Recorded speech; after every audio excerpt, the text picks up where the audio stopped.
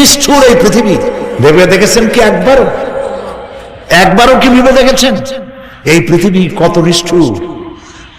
এই সন্তান সন্ততি সব একটি মোহ, একটি মায়া, একটি মহব্বত, একটি প্রতারণা। যে বইয়ের জন্য হারাম ইনকাম করেছেন, যে সন্তানদের জন্য হারাম ইনকাম করেছেন, জান দিলেন, রক্ত দিলেন, জীবন দিলেন, সারা রাত কষ্ট করেছেন, দৌড়দৌড়ি করেছেন, যখন মরে গেলেন যে বাচ্চাটা আপনি কোলে না নিলে কলিজা ঠান্ডা হয় না, সেই বাচ্চা বলবে, মাকে বলবে, মা বাপের লাশ যে রুমে আছে আমার সেখানে নিও না, আমার ভয় করে। ঠিক কিনা? স্ত্রীও আরো দুই একজন লোক না হলে লাশের ঘরে থাকতে পারবে না, তারও ভয় করবে। থাকলে বড় জোর মা থাকতে পারে, বাপ থাকতে পারে। যাকে বিবাহ করার পর অনেক সন্তান আছে, মা বাপকে চোখে দেখতে পারে না, বল কথা মতো মায়ের সাথে কথা বলা বন্ধ করে দেয়। হয়তো কুমিল্লা এরকম নাও থাকতে পারে। বউ তো নালিশ করছে, মায়ের সাথে কথা কয় না, আবার বলে এই বুড়িটা মরে না কেন? নাউযুবিল্লাহ, নাউযুবিল্লাহ। বুড়িটারে মরার কথা বলতেছো তুমি? তোমার ছোট্টবেলায় যখন তোমার টাইফয়েড হয়েছিল, অসুখ করেছিল, গরিব বাবা, বাড়িতে ল্যাপ নাই, খাতা নাই, তোষক নাই, সেই জায়গায় মা তার কাপড় বিছায় দিয়া বুকের উপরে নিজের শরীরের উষ্ণতা দিয়া বাঁচায় রাখার চেষ্টা করেছে, নিজে না খেয়ে খাওয়াইছে, অসুখ সারে না। মা ওই মুমূর্ষু বাচ্চার সেরানে তার মাথার কাছে বসে তাহাজ্জুদের নামাজ পড়ে কোরআন শরীফ তেলাওয়াত করে, চোখ দিয়া পানি পড়ে আর বলতে তাকে, রব্বুল আলামিন আমার জীবনটারে দিয়া আমার কলিজার টুকরা সন্তানটারে বাঁচাইয়া দাও। যেই মা নিজের জীবন দিয়া সন্তান বাঁচাইতে চাইল, সেই সন্তান আজকে বউ পাইয়া মাকে ভুলে যায়, মায়ের সাথে খারাপ ব্যবহার করে। আল্লাহ রাব্বুল আলামিন বলেছেন, মা বাবার সঙ্গে খারাপ ব্যবহার করো না, ভালোবাসায় কথা বলো। ওয়াকুল লাহুমা কাওলান কারীমা, সম্মান সূচক কথা বলো। মা বাবার জন্য দোয়া করো আমার কাছে। কে বলতেছেন? আল্লাহ তাআলা বলছেন দোয়া করো আমার কাছে এই ভাষায়, রব্বিরহামহুমা কামা রাব্বায়ানি সাগীরা। পড়েন সবাই, রব্বিরহামহুমা কামা রাব্বায়ানি সাগীরা। আয় আমার রব, আমার মা বাপ যেমনে ছোটবেলায় আমাকে অত্যন্ত যত্ন করে লালন পালন করেছে, আল্লাহ তাআলা তুমি দয়া করে আমার মা বাপকে তোমার রহমতের করে লালন পালন করো। সুবহানাল্লাহ। প্রত্যেক নামাজের পর সকলে এই দোয়া পড়বেন, মনে থাকবে? মনে থাকবে? হযরত আলী বলেছেন, যেখানে ইলম চর্চা হয়, কোরআন আলোচনা হয়, হাদিস আলোচনা হয়, সেটা কোনো সাধারণ জায়গা না, সেটা জান্নাতের টুকরা হয়ে যায়। যেরকম সুবহানাল্লাহ। কাজী বেহেশত থেকে শয়তানের জন্য বাইর করিয়া না দেয়, সতর্ক থাকেন। শয়তান কি চায় যে আপনি সারাক্ষণ শোনেন? কি কোন চায়? চায় না। শয়তানের খপ্পরে পড়েন, বসেন আর শোনেন। ঈমানদার যখন বিপদে জর্জরিত হতে থাকে তখন সে ভেঙে পড়ে না, তখন অন্ধকারে বিপদের অন্ধকার বিদীর্ণ করে আলোর এক প্রভা তার চোখের সামনে উদ্ভাসিত হয়ে ওঠে। সেটা কি? সেটা হলো আল্লাহ রাব্বুল আলামিনের বাণী, ফাইন্না মাআল উসরি ইউসরান, ইন্না মাআল উসরি ইউসরা। আল্লাহ পাক বলেন, জেনে রাখো, দুঃখ এবং কষ্টের সাথে রয়েছে সুযোগ আর সুবিধা, আর অসচ্ছলতার সাথে রয়েছে উদার সচ্ছলতা। জোরে কোন সুবহানাল্লাহ। কাজে ভয় পাওয়ার কারণ নাই, হতাশ হওয়ার কারণ নাই, মন আশায় বুক বেঁধে রাখো। গুনাহ করেছো, হতাশ হয়ো না। যুবকদের গুনাহ করা স্বাভাবিক। ইউনিভার্সিটির ছাত্র, কলেজের ছাত্র, প্রফেসর, শিক্ষক, অফিসার ঘুষ খেয়েছেন, জিনা করা হয়েছে, মদ খাওয়া হয়েছে, মিথ্যা কথা বলা হয়েছে, যাই কিছু করেন না কেন ভয় পাওয়ার কারণ নাই, নিরাশ হওয়ার কোনো দরকার নাই।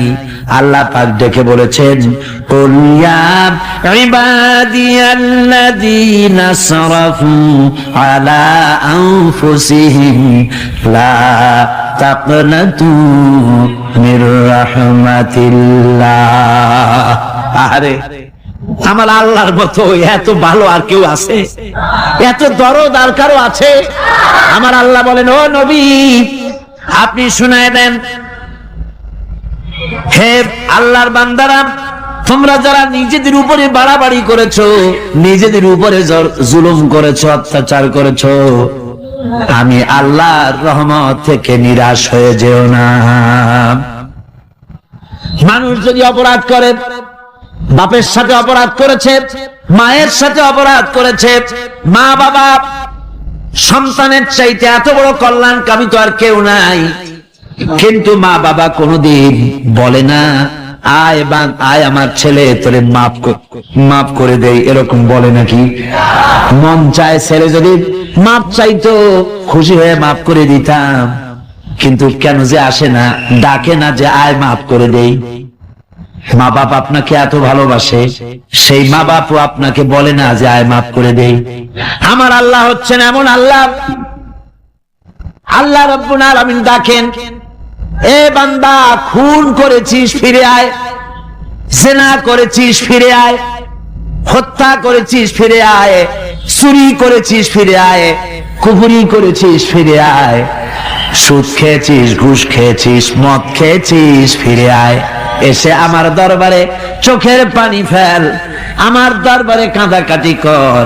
ইন্নাল্লাহা ইয়াগফিরুয যুনুবা জামিআ ইন্নাহু হুয়াল গফুরুর রহিম।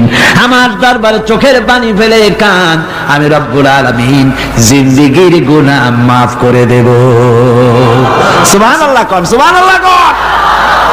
আমার কাছে কান, চোখের পানি ফেল।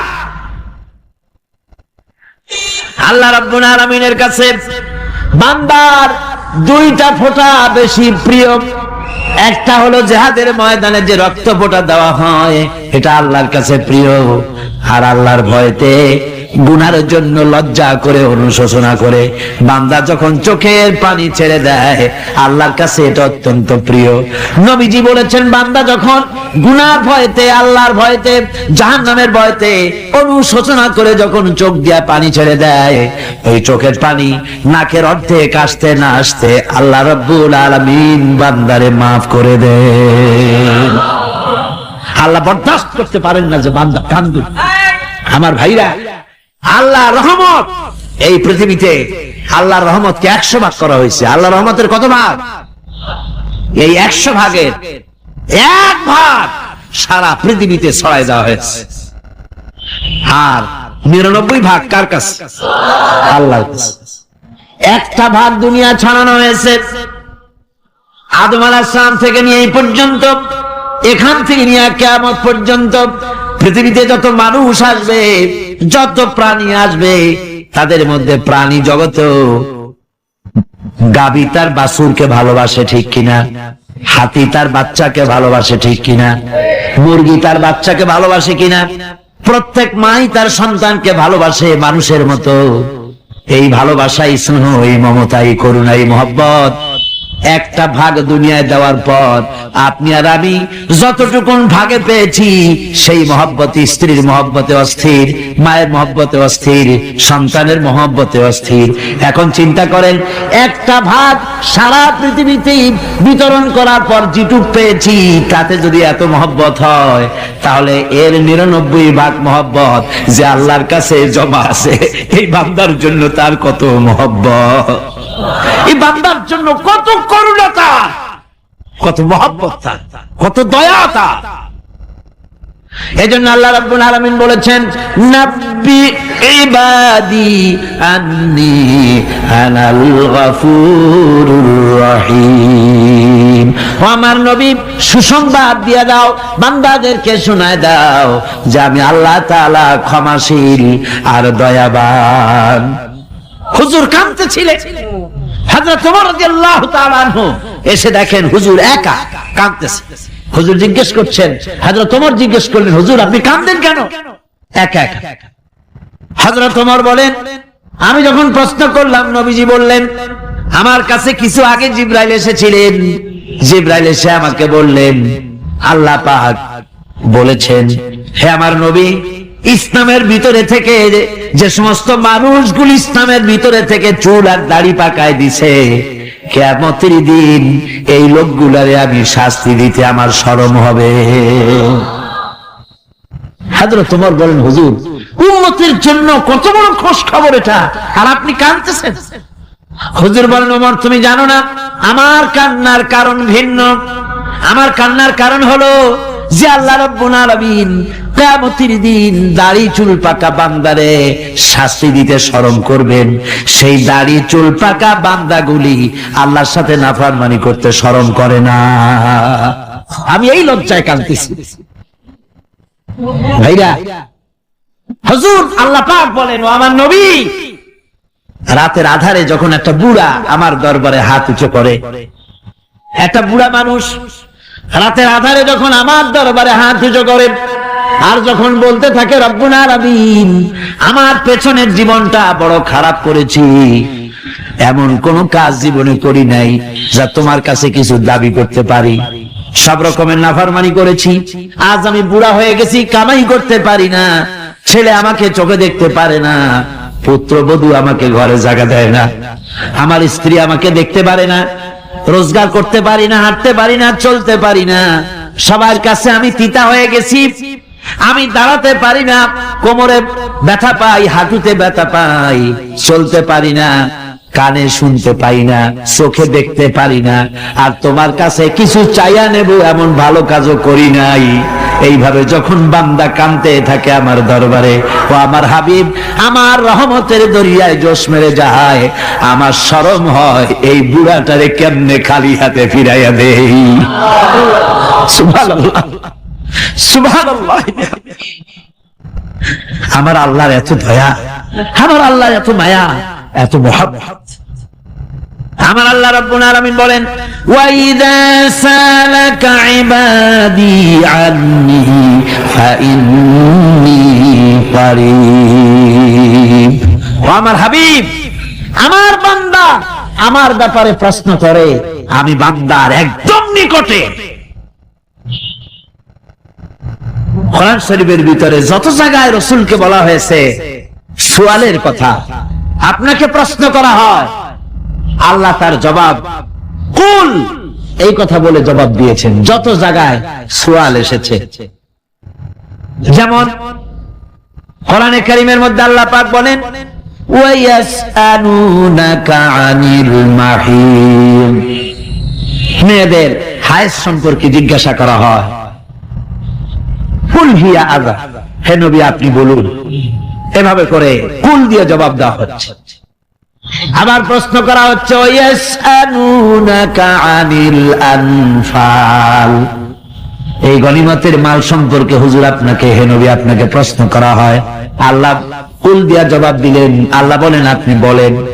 ওয়ায়াসআলুনাকা আনিল খামরি ওয়াল মাইসির, আল্লাহ পাক বলেন নবী আপনারে প্রশ্ন করা হয়, কুল ফীহিমা ইসমুন কাবীর, আল্লাহ কুল দিয়া বললেন তুমি বলো।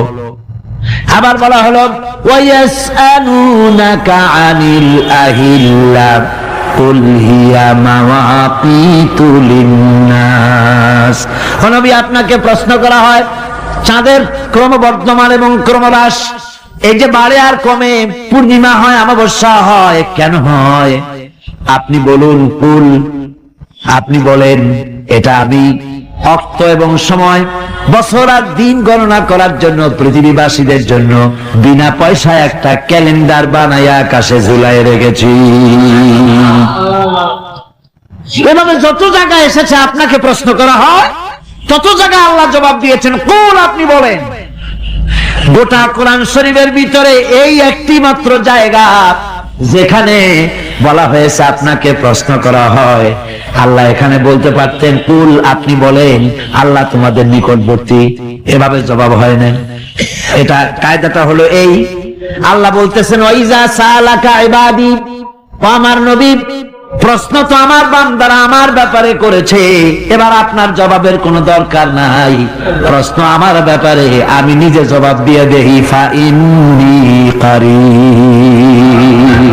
ও বান্দা, আমার ব্যাপারে প্রশ্ন করেছিস, জবাব আমি দেই, আমি তোর সবচাইতে বেশি নিকটে। সুবহানাল্লাহ। কত নিকটে? وَنَحْنُ أَقْرَبُ إِلَيْهِ مِنْ حَبْلِ الْوَرِيدِ। তোর যে রব, এই শাহরগের চাইতেও আমি তোর বেশি কাছে। সুবহানাল্লাহ।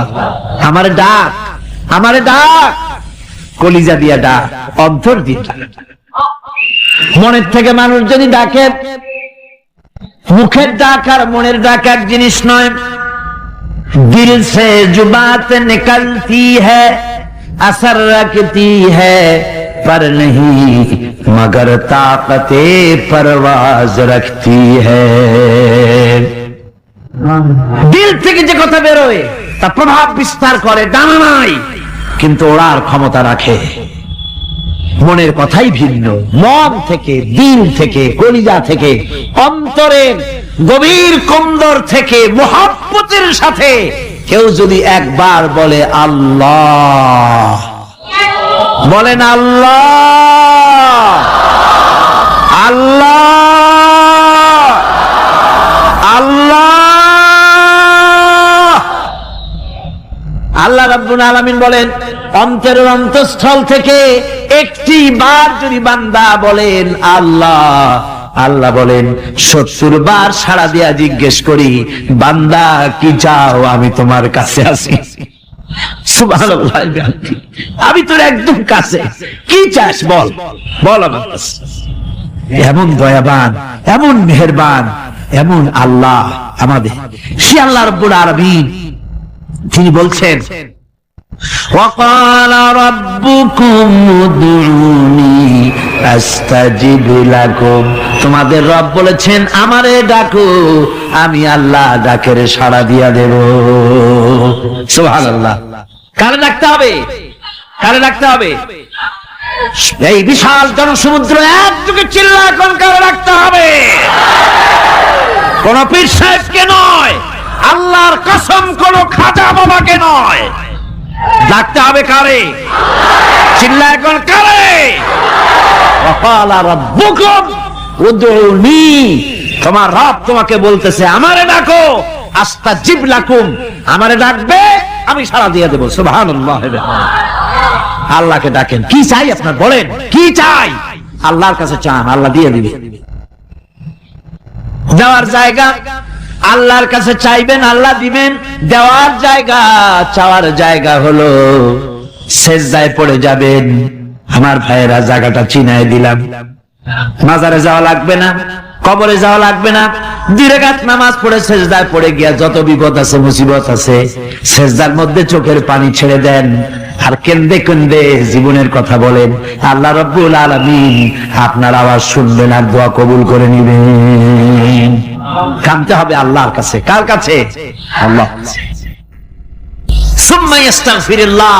আর এরপরে সে যদি আমি আল্লাহর কাছে ক্ষমা চাই, ইয়াজিদিল্লাহ গাফুরার রহিমা, সে আমি আল্লাহকে গফুর এবং রহিম হিসাবে পাবে। সুবহানাল্লাহ। আল্লাহকে গফুর এবং রহিম হিসাবে পাওয়া যাবে। সব আল্লাহকে বলতে হবে, গুনাহ মাফ চাইতে হবে। এই জন্য হুজুর সাল্লাল্লাহু আলাইহি ওয়াসাল্লাম দৈনিক 100 বার তওবা করতেন। কোন হাদিসে আছে 70 বার, কোন হাদিসে আছে 100 বার তওবা করতেন। নামাজের পরে তো প্রত্যেক নামাজই পড়তেন হুজুর, সালাম ফিরাতেন আর সাথে সাথে বলতেন আল্লাহু আকবার, আস্তাগফিরুল্লাহ, আস্তাগফিরুল্লাহ, আস্তাগফিরুল্লাহ। মনে থাকবে আপনাদের? মনে থাকবে? সালাম ফিরাইয়া কি বলবেন? না, সালাম ফিরাবার সাথে সাথে বলবেন আল্লাহু আকবার, তারপরে পড়বেন আস্তাগফিরুল্লাহ, আস্তাগফিরুল্লাহ, আস্তাগফিরুল্লাহ। তওবা করবেন, আল্লাহর কাছে সবসময় গুনাহ মাফ চাইতে থাকবেন, বিনীত থাকবেন। আল্লাহকে পাওয়া যাবে, তাকে রহিম হিসেবে পাওয়া যাবে। সুতরাং ঈমান বিল্লাহ, আল্লাহর প্রতি ঈমান আনলে পরে 4th নম্বরের যে উপকারটা হবে সেটা হলো হতাশায় ভুগবে না, নিরাশায় ভুগবে না, আশায় বুক বেঁধে উঠবে। ঈমান মজবুত হবে, আল্লাহর কাছে মানুষ বিনয়ী হয়ে যাবে।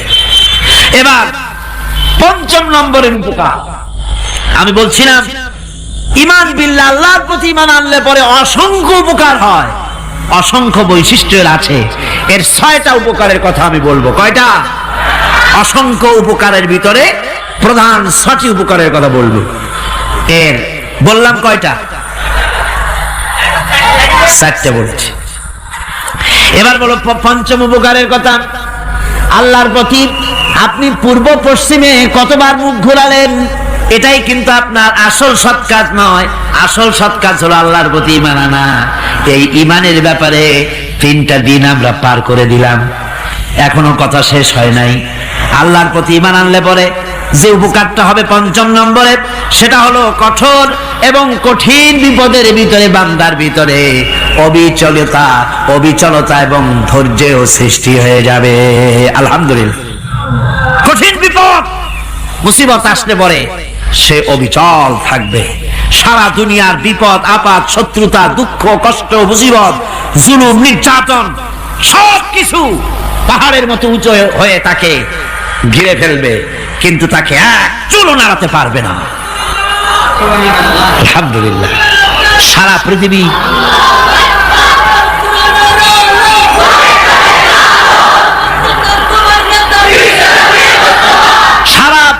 একদিকে আর সে একা একদিকে থাকবে।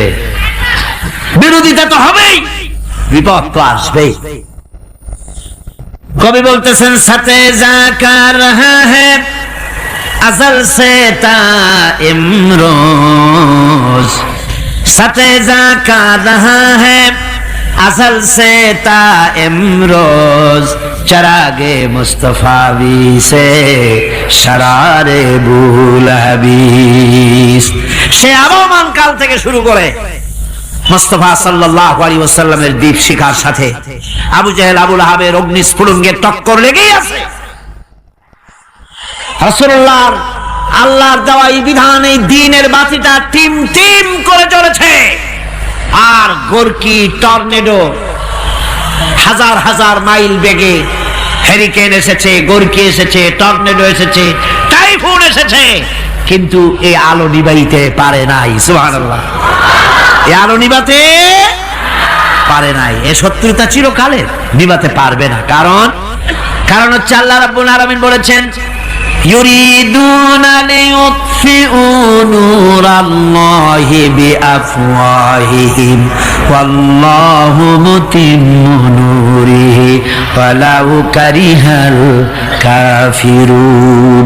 ওরা চায় মুখের ফু দিয়ে আমার আলোকে নিভিয়ে দেবে, কিন্তু আমি আমার আলোকে পূর্ণতা দান করব।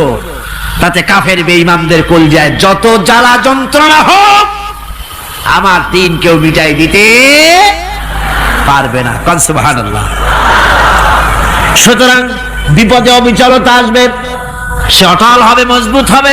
কোরআনে কারীম বলতেছে ওয়া কাযালিকা জাআলনা লিকুল্লি নাবিয়্যিন আদুওয়াম মিনাল মুজরিমিন। এই পৃথিবীতে এমনি করে আমি সকল নবীদের শত্রু বানিয়েছি, সব পাপিষ্ঠ অপরাধীদেরকে। নবীদের সাথে বিরোধিতা করেছে কারা? পাপিষ্ঠরা, অপরাধীরা। আজও খুঁজে দেখেন, আজও ইসলামী আন্দোলনের বিরোধিতা যারা করে সবগুলি কি পাপিষ্ঠ? সত্য কিনা কর? ইসলামী আন্দোলনের বিরোধিতা যারা করে হিসাব করে চোখ দিয়ে তাকায় দেখেন, খুঁজে দেখেন তাদের নামগুলি। মদখোর, জিনাকার, বদমাশ, চোর, হাইজাকার, বেনামাজি, লুটেরা, মিথ্যাবাদী, সবচাইতে সমাজের নিকৃষ্ট লোকগুলি ইসলামের বিরুদ্ধে করে।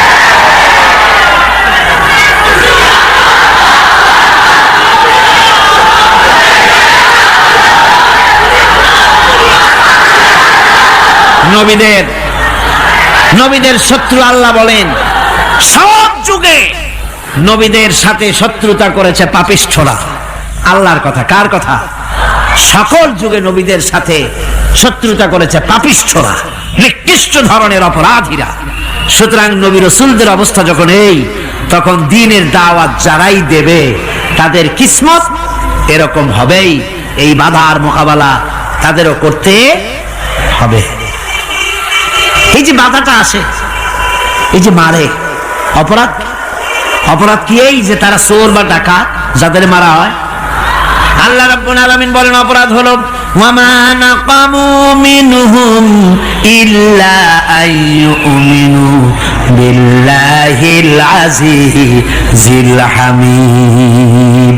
অপরাধ হচ্ছে ঈমানদার লোকদের উপরে নির্যাতন চালিয়েছে, অন্য কোনো কারণে নয়।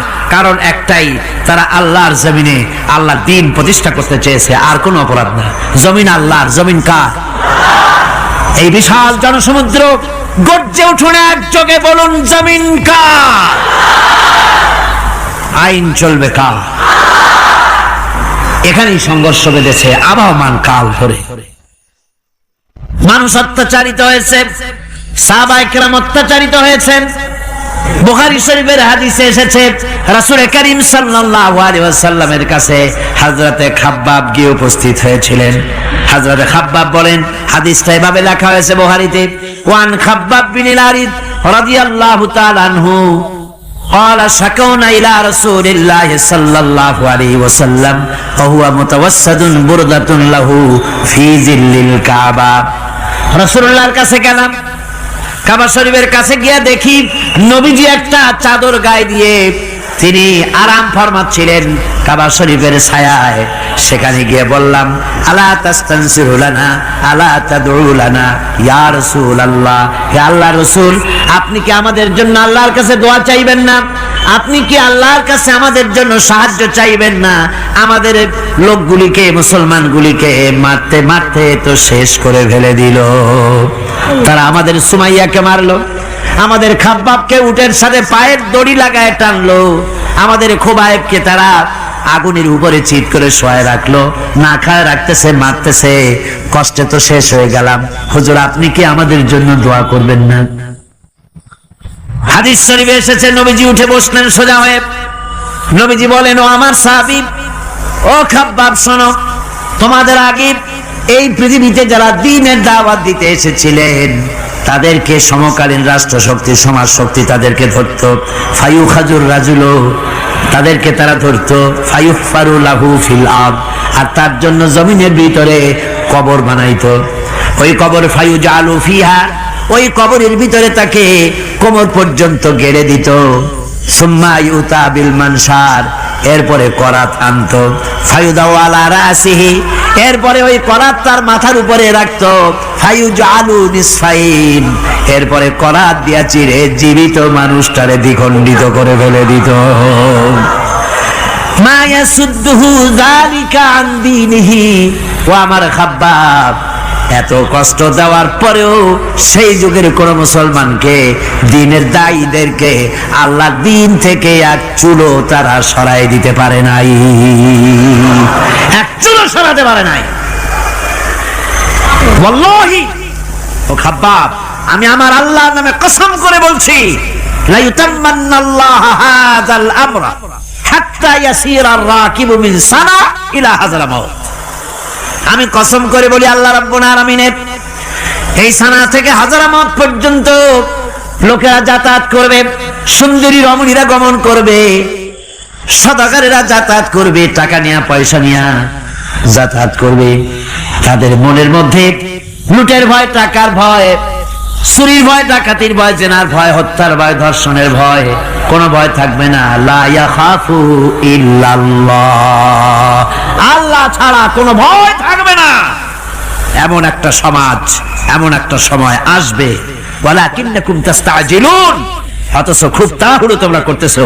তাড়াহুড়ো করো না, সময় আসবে ইনশাআল্লাহ। আর সে সময় আসছিল মদিনায়, আসে নাই? আসে নাই? সুতরাং আজও চট্টগ্রামের এই বিশাল জনসমুদ্রকে বলতে চাই, নির্যাতন, স্বৈরাচার, জুলুম, অত্যাচার, হত্যাকাণ্ড যা কিছু ঘটতেছে, ধৈর্য ধরুন, আন্দোলনে শরীক হন, জান বাজি রাখুন। এ বাংলাদেশেও আগামী যে পার্লামেন্ট হবে, আগামী জাতীয় নির্বাচনে যে পার্লামেন্ট তৈরি হবে, ইনশাআল্লাহ সেই পার্লামেন্ট হবে কোরআনের পার্লামেন্ট, ইনশাআল্লাহ।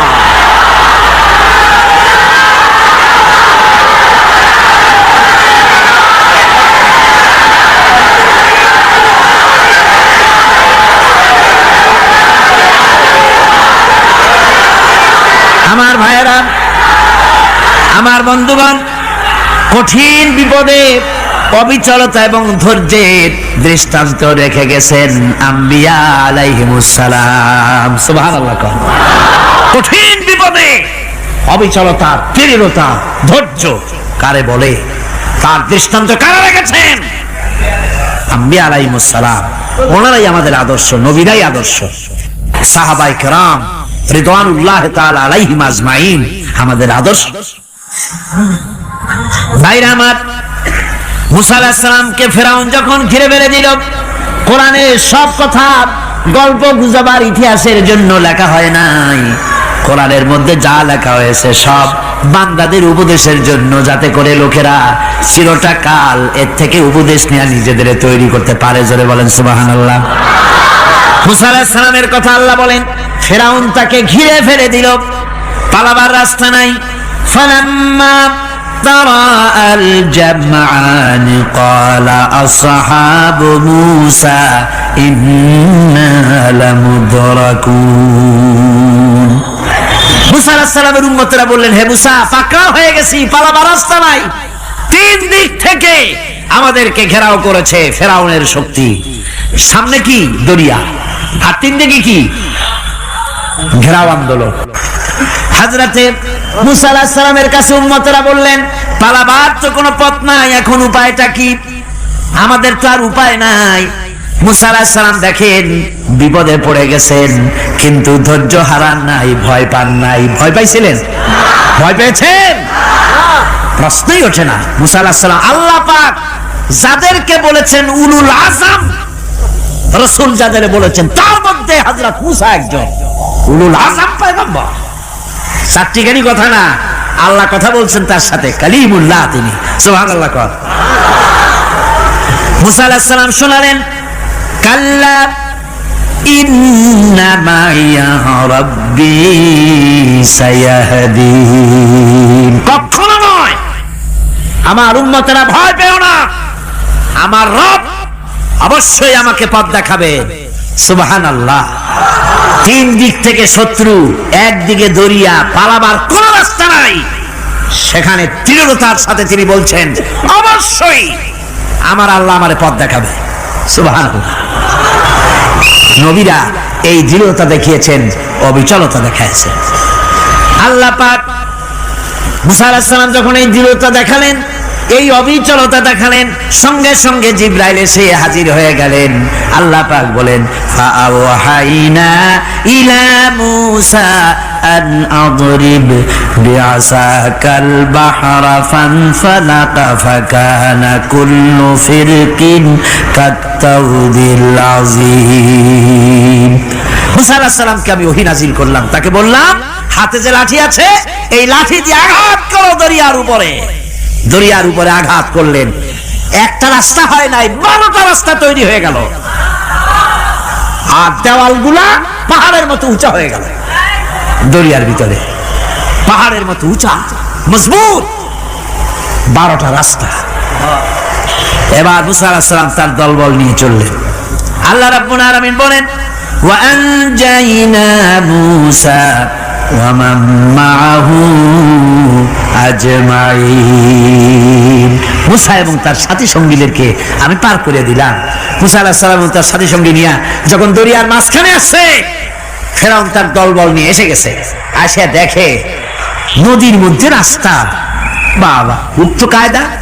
ও মনে করছে ওর বাজানের তৈরি করা ডিস্ট্রিক্ট বোর্ডের রাস্তা। ওর লোকজন নিয়ে নেমে গেছে দরিয়ার ভিতরে, ও আসছে মাঝখানে, মুসা আলাইহিস সালাম চলে গেছেন ওপার, দরিয়া পার। মাঝখানে যখন এসে গেল, আল্লাহ রাব্বুল আলামিন পানিকে অর্ডার করলেন কুন। আল্লাহর তো বটন টেপা লাগে না, মুখ দিয়া কোনো হুকুম করা লাগে না, শুধু বলেন কুন। যে ব্যাপারে কুন বলেন ফায়াকুন, সাথে সাথে হয়ে যায়। আল্লাহ বললেন কুন, আর অমনি রাস্তা বন্ধ হয়ে গেল। এবার তুফান শুরু হয়েছে নদীতে, ঢেউয়ের উপরে ঢেউ, মৌজুন কাল জিবাল, পাহাড়ের মতো উঁচু হয়ে হয়ে ঢেউ আসতেছে। দলবল ঘোড়া আর অস্ত্রপাতি যা ছিল সব মরিয়া শেষ। এবার ফেরাউন একা উপরে ওঠে আর নিচে নামে, পানি খেতে খেতে পেটের কাম সারা। জনমের খাওয়া খাইছে পানি, এখন জান যায় বাঁচবার আর উপায় নাই, বাঁচবার আর উপায় নাই। ফেরাউন তার নিজের জীবন সম্পর্কে হতাশ হয়ে গেল। এবার ফেরাউন বলতেছে, আমানতু আন্নাহু লা ইলাহা ইল্লাল্লাযী আমানাত বিহি বানু ইসরাঈল। আমি ঈমান আনলাম, আমি ঈমান আনলাম আল্লাহ ছাড়া কোন ইলাহা নাই। ওই আল্লাহর উপর ঈমান আনলাম যে আল্লাহর উপর ঈমান এনেছে বনি ইসরাঈলেরা। আল্লাহ যাতে ঠিক পায় যে কোন আল্লাহর উপর ঈমান আনছে। বনি ইসরাঈলের আল্লাহর উপর ঈমান আনলাম। আল্লাহ এই তো মুসলমান হয়ে গেছি, এরপরও আমার সুবাও কেন? আল্লাহ রাব্বুল আলামিন জবাবে বলেন, আল আন, এখন ওয়াকাদ আসাইতা ক্বাবলু ওয়া কুনতা মিনাল মুফসিদিন। এখন ঈমান আনার কথা বলছো, অথচ যুগের পর যুগ, বছরের পর বছর ধরে আমার মানুষের উপরে মন গড়া আইন চালাইছো, আমার পয়গম্বরের সাথে বেয়াদবি করেছো। আজ তোমাকে আমি ছাড়ছি না, তোমাকে আজকে ছেড়ে দেব না। আমি তোমাকে মারব। আর সমস্ত প্রাণীগুলিকে, স্থলচর প্রাণীগুলিকে আল্লাহ পাক অর্ডার দিয়া দিলেন, এই ফেরাউনের লাশকে ডুবাবি না, পচাবি না, খাবি না। আলিয়াউমা নুনাজ্জিকা বিবাদানিক, আমি তোমার শরীরে বাঁচায় দেব। পোকে খাবে না, পানিতে পচবে না, মাছে খাবে না, কুমিরে খাবে না, দুনিয়ার কোনো পশুতে খাবে না। আমি তোরে শুটকি বানাইয়া রাখবো, যাতে করে দুনিয়ার সমস্ত ফেরাউন যত যুগে যুগে আসে তোরে দেখে যেন হেদায়েত নিতে পারে। ফেরাউনকে আল্লাহ শুটকি বানায় রাখছে। আমি ফেরাউনদের লাশ দেখেছি ব্রিটিশ মিউজিয়ামে। ফেরাউন তো একটা না, অনেকগুলা। আসলটারে অবশ্য দেখিনি। ব্রিটিশ মিউজিয়ামে ওই ফেরাউনগুলার লাশ যখন অসুবিধা হয়, মমিগুলি, তখন ইংল্যান্ডে নিয়ে যায় চিকিৎসা করাবার জন্য। চোখ আছে গর্তের ভিতরে, তারপরে চামড়া টামড়া হাড়ের সাথে মিশানো, ওইভাবে চেহারা দেখলে মনে হয় যে সত্যি ফেরাউনিগুলা। আর ব্রিটিশের কাম মিশর থেকে নামছে এমন কোন জিনিস নাই। আমি সেখানে এক বক্তৃতা বলছিলাম, আপনারা এদের এখন সভ্য, এদের এখন ভদ্র, এরা হলো ইন্টারন্যাশনাল শো। ওরা সারা দুনিয়া চুরি করেছে। লন্ডনে বক্তৃতা করেছি, সারাটা দুনিয়া চুরি করছে, আমাদের দেশকে শোষণ করেছে। এই বিশাল ভূভাগকে শোষণ করে ইংল্যান্ডের দ্বীপটাকে তারা সাজাইছে। তারা ময়ূর সিংহাসনের, শাহজাহানের ময়ূর সিংহাসনের ময়ূরের বাম চোখে কোহিনূর মণি লাগাইছিলেন। শাহজাহান ময়ূরের ডান চোখে কোহিনূর মণি লাগায় নাই। কোহিনূর মণির অনেক দাম, আমি দেখে এসেছি মণি। এখন সেটা কুইন এলিজাবেথের মুকুটের শোভা পাচ্ছে। সেই মণি এমনি বলে প্রবাদে, 7 রাজার ধন এক মাণিক্য, বলেন এরকম, অনেক দাম। শাহজাহান দেখালেন, আমি মুসলমান, আমার কাছে এটার দাম নাই, এই জন্য ময়ূরের ডান চোখে লাগালাম না, বাম চোখে লাগাই দিলাম। এইটারে চুরি করছে। তারপরে মিশর থেকে, মিশরের মমি চুরি করেছে, জুতা চুরি করছে, ছাতি চুরি করছে, পিসা চুরি করেছে। আমি বললাম, এগুলা কি ভদ্রলোক নাকি? এরা জুতা চোর, পিসা চোর, লাঠি চোর, সব চুরি করেছে। যাই দেখেন ব্রিটিশ মিউজিয়ামের মধ্যে সব দুনিয়ার চুরি করা জিনিস নিয়ে তারা মানুষকে দেখাইয়া পয়সা অর্জন করছে। টিপু সুলতানের তরবারিটা পর্যন্ত চুরি করেছে। আজ পর্যন্ত ব্রিটিশ মিউজিয়ামে টিপু সুলতানের তরবারিটা আছে, আমি তরবারিটা দেখে এসেছি। আমার বন্ধুগণ, বলতেছিলাম যে পৃথিবীতে আল্লাহ রাব্বুল আলামিন নবীরা তাদের চরিত্র দিয়ে বিপদের মোকাবেলা করে, দুনিয়ার সামনে কঠিন বিপদের মোকাবেলা করে অবিচলতা, দৃঢ়তা দেখায় গেছেন যে কেমন করে এই পৃথিবীতে বিপদের সামনে মোকাবেলা করতে হয়। ধৈর্য ধরতে হবে। বিপদ আসবে পাহাড় সমান হয়ে, আপনাকে ধৈর্য ধারণ করতে হবে সেভাবে বুক বেঁধে। যেহেতু এটা যদি বিশ্বাস হয় যে আমার কিসমতে যা আছে তার থেকে বেশি কিছু হবে না, তাহলেই আপনার ধৈর্য আসবে, ভয় পাবেন না। কথা ঠিক কিনা কোন? এবারে হযরত হুদ আলাইহিস সালাম সম্পর্কে আল্লাহ রাব্বুল আলামিন বলেন, হযরতে হুদকে যখন ষড়যন্ত্র হলো কাফির বেঈমানেরা তাকে মেরে ফেলার জন্য, যখন সরকারি ষড়যন্ত্রে লিপ্ত হয়ে গেল, হযরতে হুদ সমাজের এই চ্যালেঞ্জের মোকাবেলা করলেন। হযরত হুদ বলেন, ফাকিদুনি জামিআন সুম্মা লা তুনজিরুন ইন্নী তাওয়াক্কালতু আলাল্লাহি রাব্বি ওয়া রাব্বিকুম। তোমরা তোমাদের ষড়যন্ত্র আমার বিরুদ্ধে যত পারো আমার বিরুদ্ধে ষড়যন্ত্র চালাও, এতটুকু আমার অবকাশ দিও না। আমি এমন আল্লাহর উপরে ভরসা করেছি যার হাতের ভিতরে তোমাদেরও জান আর আমারও জান। যা পারো তাই করো। সরকার সমস্ত শক্তি একত্রিত হয়ে আমার মোকাবেলা করো। একদিকে হুদ আলাইহিস সালাম, আর একদিকে গোটা জাতি। হযরত হুদ ভয় পায় নাই। সুবহানাল্লাহ কোন? ঈমান বিল্লাহ মানুষের কলিজাকে এভাবে শক্ত করে দেয়। কোন আলহামদুলিল্লাহ। এবারে এই বিপদের, কঠিন বিপদের মোকাবেলা করে আমার রাসূল যে প্রমাণ দিয়া গেলেন, আমার রাসূল যে কঠিন বিপদের মোকাবেলা করলেন, ভাইয়ের আমার, হিজরতের রাতে সওর পাহাড়ের ভিতরে যখন তিনি আশ্রয় নিলেন, হযরতে আবু বকর সাথে ছিলেন। হযরতে আবু বকর রাদিয়াল্লাহু তাআলা আনহু বলেন, হুজুর আপনি দাঁড়ান, এটা তো পাহাড়িয়া গুহা, গুহার ভিতরে সাপ থাকতে পারে, বিচ্ছু থাকতে পারে, আমি আগে ঢুকি, বিপদ যদি হয় আমার উপর থেকে হয়ে যাক। গুহার ভিতরে নেমে গুহা সাফ করলেন। এরপরে হুজুরকে ডাকলেন, হুজুর তাশরীফ নিলেন গুহার ভিতরে। এরপরে হুজুর বললেন, আবু বকর পাহাড়ে হেঁটে হেঁটে 2-3টা পাহাড় পাড়ি দিয়ে যাওয়া লাগে সোর পাহাড়ে।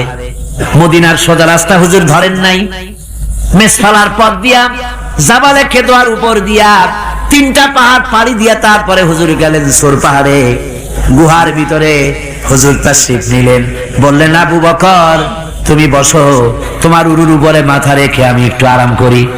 হযরতে আবু বকর বসলেন, হুজুর তার উরুর উপরে মাথা রেখে ঘুমায় গেলেন। আর এরপরে কাফির বেঈমানেরা তালাশ করতে করতে কাফেররা এসে গেল পায়ের চিহ্ন দেখে দেখে গর্তের কাছে। হযরত আবু বকর ভয়তে কেঁদে ফেললেন, আহারে আর তো উপায় নাই, এবার তো ধরা পড়ে গেছি, এবার নবীজিকে মেরে ফেলে দেবে। নবীর মহব্বতে, নিজের মহব্বতে নয়, নবীর মহব্বতে কাঁদতেছিলেন। হুজুর বলেন, হুজুরের ঘুম ভেঙে গেল। বলো আবু বকর কাঁদো কেন? ছেলের কথা, মেয়ের কথা, বিবির কথা, বাড়ির কথা মনে পড়লো নাকি? হযরত আবু বকর বলেন, ইয়া রাসূলুল্লাহ, আল্লাহর কসম করে বলি, যেদিন ঈমান এনেছি এই কলিজার ভিতরে মা বাপ, স্ত্রী, পুত্র, পরিজন, এমনকি আমার নিজের জীবনের চাইতে আপনারে বেশি ভালোবাসি। কাঁদবো কেন? কাঁদবো কেন? হযরত আবু বকর বলেন, হুজুর ধরা পড়ে গেছি, কাফেররা এসে গেছে, গর্তের কাছে তাকালি আমাদের দেখতে পাবে, আমরা তো মাইনরিটি, ওরা তো মেজরিটি, আমরা তো ধরে মারি ফেলাই দেবে, আপনাকে মেরে ফেলে দেবে, এই জন্য কাঁদি।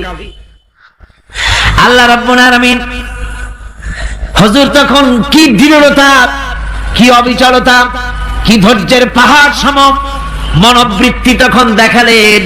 আল্লাহ কোরআন শরীফে চিরকাল যাতে মানুষেরা হেদায়েত নিতে পারে সেজন্য হুজুরের কথা উঠায় দিলেন কোরআনে।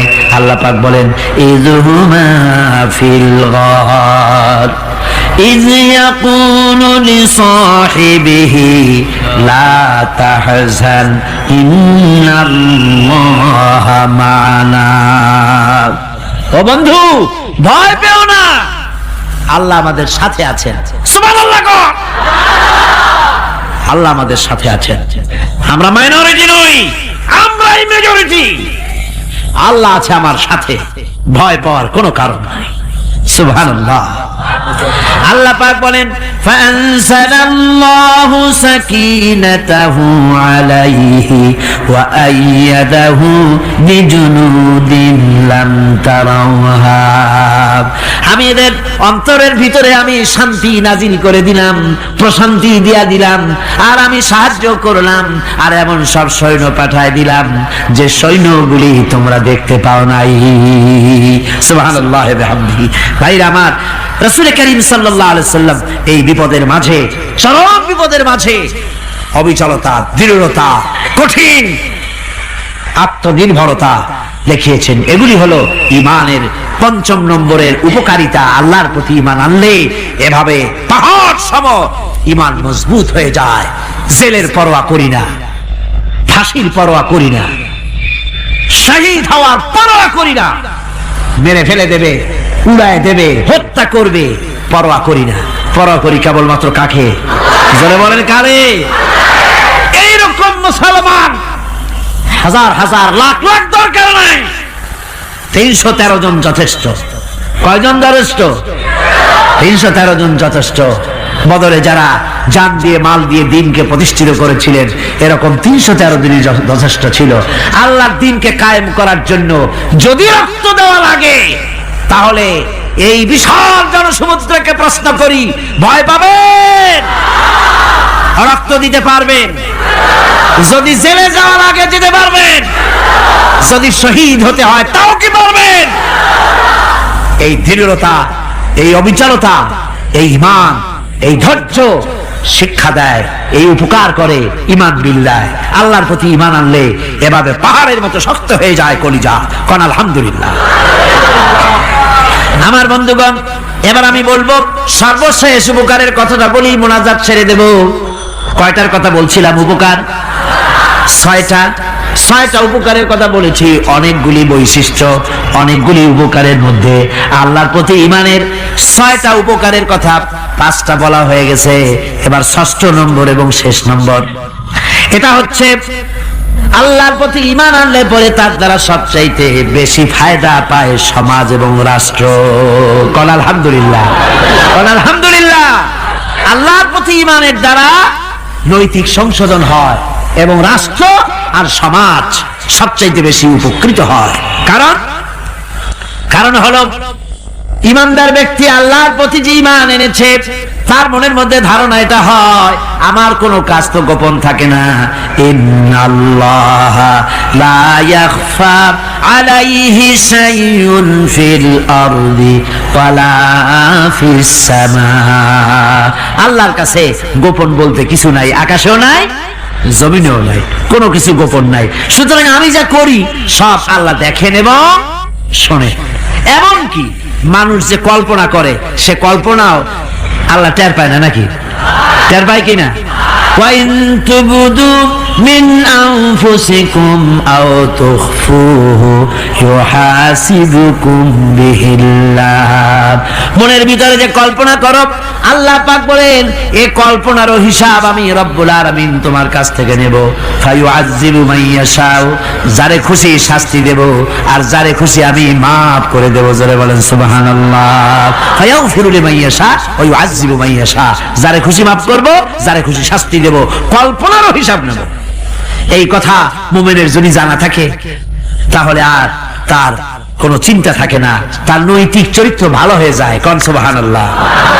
মোনাজাতের কথা শুনে গতকাল বলছিলাম যে মোনাজাতের কথা শুনে যারা হাঁটে, আমি বুঝি না, আমার বুঝে আসে না যে এটা কেমন ধরনের নৈতিকতা। আপনি আপনার বিবেককে কি বুঝান? এই বিশাল জনসমুদ্র নিয়ে আল্লাহর কাছে হাত তুলবো, দোয়া করব, মোনাজাত করব, এই লোভ সম্বরণ করেন কি করে? আশ্চর্য কথা, আশ্চর্য কথা। আমার বন্ধুগণ, ঈমানদার লোক, আল্লাহর প্রতি ঈমান আসলে পরে সমাজ উপকৃত হয়, রাষ্ট্র উপকৃত হয়ে যায়। যেহেতু বান্দা জানে আমি দায়িত্বহীন কোনো কথা বলতে পারবো না, দায়িত্বহীন কোনো কাজ করতে পারবো না, আল্লাহ পাক বলেছেন মা ইয়ালফিযু মিন কাউলিন ইল্লা লাদাইহি রাকীবুন আতীদ। বান্দা এমন কোন কথা বলে না যে কথা আমার ফেরেশতারা রেকর্ড করে না রাখে। কাজী মুমিন ব্যক্তি আল্লাহর ভয়তে দায়িত্বহীন কথা বলবে না। নির্বাচন আসতে পরে রাস্তা সোনা দিয়ে বান্দায় দেব, এই করব সেই করব, না খাইয়া কেউ মরবেন না। আসে না নির্বাচনের সময় সেরাগালি বদনারা মঞ্চে দাঁড়িয়ে কত বড় বক্তৃতা করে, ভাইয়ের আমার বোনের আমার, এবার আমার বোতল মার্কা বাক্স, আপনারা আমাকে ভোট দিয়ে দেশ এবং জাতির আরেকবার 12:30 বাজাইবার সুযোগ দিন। এবার ক্ষমতায় গেলে কেউ না খাইয়া মরবেন না, কিন্তু কি খাইয়া মরবে তাও বলেন। এর মানে হতে অর্থ হচ্ছে এই, ওরা যদি ক্ষমতায় যেতে পারে তাহলে বিষ খাইয়া হোক, গুলি খাইয়া হোক, কিছু না কিছু খেয়ে মরতে হবে। একেবারে খালি পেটে মরলে গ্যাস্ট্রিক হওয়ার সম্ভাবনা আছে। ঈমান বিল্লাহ যদি না থাকে, আল্লাহর ভয় যদি না থাকে, তাহলে দায়িত্বহীন কথা বলে। আর আল্লাহর ভয় যদি থাকে তাহলে নৈতিকতার সংশোধন হয়ে যায়, দায়িত্বপূর্ণ কথা বলে, মানুষকে ফাঁকি দেয় না। আমার বন্ধুগণ, আল্লাহ রাব্বুল আলামিন তার বান্দা যারা আল্লাহকে ভয় করে, সে ভয় করা বান্দাগুলির মনের মধ্যে চিন্তা এসে যায়, আমি যেখানে থাকি না কেন আল্লাহ আমাকে দেখতেছেন, শুনতেছেন, রাতে হোক দিনে হোক যেখানে আছি আল্লাহ আমারে দেখতেছেন। আল্লাহ পাক বলতেছেন ওয়া হুয়া মাআহুম ইয ইউবাইতুনা মা লা ইয়ারদা মিনাল কওলি ওয়া কানা আল্লাহু বিমা ইয়ামালুনা মুহীতা। আল্লাহ পাক বলেন আমি তো আমার বান্দার নিকটে তখনও থাকি যখন সে গোপনে গোপনে রাতের বেলায় আমার মর্জির খেলাফ পরামর্শ করে। আমার মর্জির খেলাফ পরামর্শ করতেছে রাত্রে, আমি তো তখনও কাছে থাকি, ওটা আমি শুনি। ঈমান যদি আসে তাহলে এই সব কাজ থেকে সে বিরত থাকে।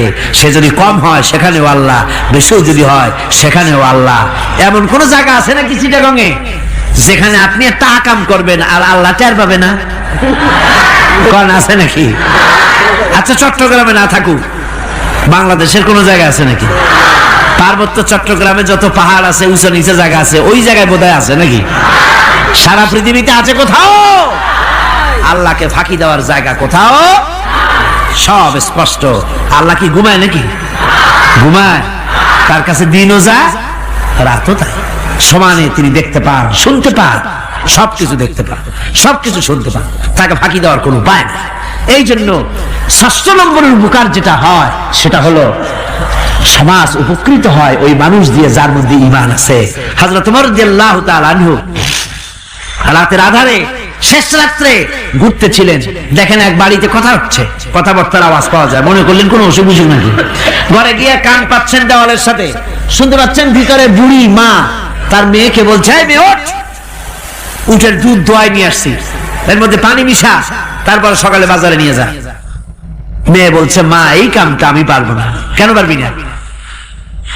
হযরত ওমর ফরমান জারি করেছেন, দুধে পানি মিশাতে নিষেধ করেছে, কাজে এই কাজটা আমি পারবো না। আরে বেটি, আমিরুল মুমিনিন দেখ এখন কোথায় যায়, ঘুমায় আছে, সে কি দেখতেছে নাকি যে পানি মিশাই নাকি মিশাই? মেয়ে বলতেছে মা আমিরুল মুমিনিনকে ফাঁকি দেওয়া যেতে পারে, তার পুলিশ বাহিনীকে ফাঁকি দেওয়া যেতে পারে, কিন্তু আল্লাহ রাব্বুল আলামিনের চোখকে ফাঁকি দেওয়া যাবে না। হযরত ওমর এই কথা শুনে বাড়ি চলে গেলেন আর নিজের ছেলেকে ডেকে বললেন ছেলে আমার, অমুক জায়গায় একটা বাড়ি আছে, সেখানে একটা যুবতী মেয়ে আছে, ওই মেয়েটার বিয়ে হয়েছে কিনা শোনো, যদি বিবাহ না হয়ে থাকে তুমি তোমার নিজের বিয়ের প্রস্তাব দাও। আমিরুল মুমিনিন এই মেয়েটা সুন্দরী কেমন, স্বাস্থ্য কেমন কিছুই দেখলেন না, দেখলেন তাকওয়া। কি দেখলেন? আল্লাহর ভয়। আল্লাহর ভয় যখন একটা জাতির মধ্যে আসে, পুলিশ লাগে না, পুলিশের কাজ কমে যায়। পুলিশ তো পাহারা দিতে দিতে অস্থির হয়ে যায়, সারা রাত দিন সমানে কষ্ট করতে হয় তাদের। অধ্যাপক মুফিজুর রহমান সাহেব কালকে যে কথাটা বলছিলেন, আসামি পুলিশেরা কত কষ্ট করে জানবাজি করে আসামি ধরে, আর টেলিফোন আসে, হ্যালো কে চিটাগঙ্গের এসপি নাকি? বলে হ্যাঁ। কারে ধরছো? ধরছি তো বল্টু মিয়ারে।